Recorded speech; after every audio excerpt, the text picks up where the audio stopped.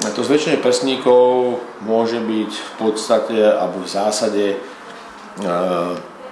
troma spôsobmi. Môže to byť vlastne urobené prostredníctvom tzv. Silikónových implantátov. Silikónové implantáty sú implantáty, ktoré už v dnešnej dobe spĺňajú všetky kritériá bezpečnosti. Sú to implantáty, ktoré sú vyplnené tzv. Vysokokohezívnym gelom, čo znamená, že keď my ten implantát by sme aj poškodili jeho obal toho implantátu, to vnútro nám nevytečie. To nie je gel alebo tekutina, ktorá je schopná vytiecť. Je to gel, ktorý drží aj po poškodení tej tzv. Kapsuly, toho obalu, toho implantátu. Takže vlastne tento implantát sa zavedie. Dneska už vlastne v 90% sa zavádzajú tie implantáty, možno v 95%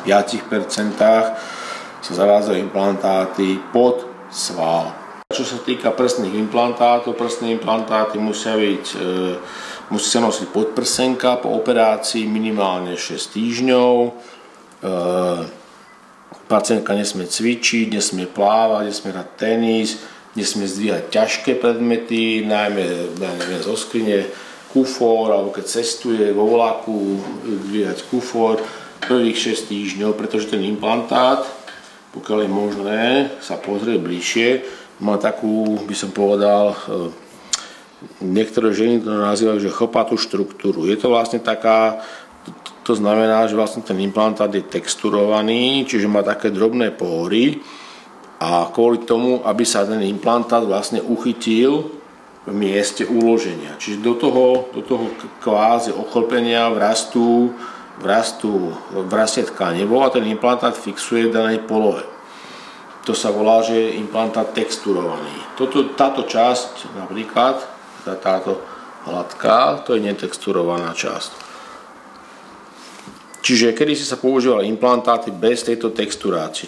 To je dôležité najmä u implantátov tzv. Anatomických alebo kvapkovitých implantátov, čo znamená, že ten implantát má tvar padajúcej kvapky. Ano, že vlastne v hornej časti toho pólu je tenký a pekne nadobúda pekný tvár toho prsníka, ako by mal prsník vlastne vyzerať.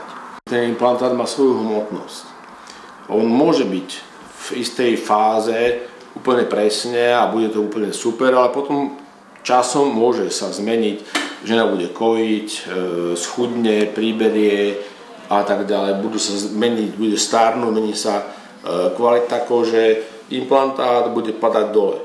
A postupom času, pokiaľ by sme nemali tento typ implantátu, nám budú potom pozerať bradávky buď smerom nahor alebo smerom nadol. Okrúhly implantát, keď si zoberieme, urobíme si tu vlastne priesečník, najvyšší bod toho implantátu je tu.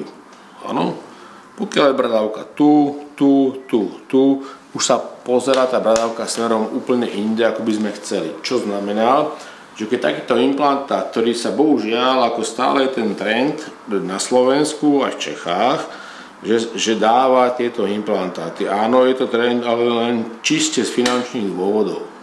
Kto vám ponúkne takýto implantát, okrúhly, je to len z toho, že je lacnejší ako implantát anatomický. Ale čo sa týka do budúcna, 2, 3, 4, 5 rokov, tento implantát, pokiaľ začne meniť svoju polohu, bradávky môžu pozerať veľmi hore a ja osobne nedoporučujem dávať tieto implantáty. V prípade, že klientka chce si dať implantát okrúhly v poriadku, že povie, že ona chce mať veľký dekolt, niektorí medzi nami to volajú tzv.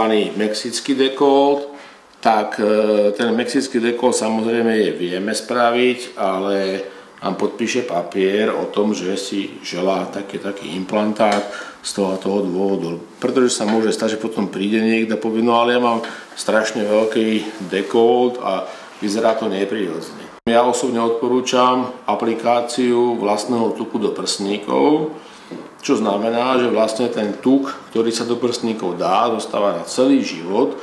Nie je pravda, že tuk sa zrezorbuje. To sú, by som povedal, neodborné a zavádzajúce fakty.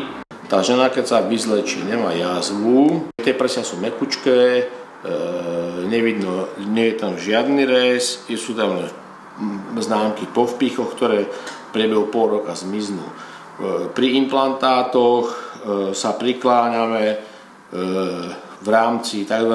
ISEPS, to je International Society of Aesthetic Plastic Surgery, sa prikláňame k tomu, že v 95 až 9% je potrebné robiť prístup v oblasti tzv. Podprstníkovej rýhy, kde sa robí presný výpočet, aspoň my na našej klinike robíme presný výpočet podľa švédskeho plastického chirurga profesora Perhedena, kde je možné presne vypočítať, kde sa bude nachádzať implantát, nová podprstníková rýha rez, aby ten rez nebol na prstníku, pod prstníkom alebo presne v tom, aby bol zakrytý. Čiže my vlastne spravíme výpočet, vložíme tam prstníkový implantát a ten rez nám varíruje od 4 cm do 5 cm. Zašíva sa vlastne ten rez intradermálne, to znamená, že vnútri kože je steh, väčšinou rezorbovateľný, ktorý nie je treba vyberať. Jazva sa zahojí zhruba za tých 14 dní, ale treba počkať, bola pevná a aby bola vyzretá teda za 3 až 6 mesiacov.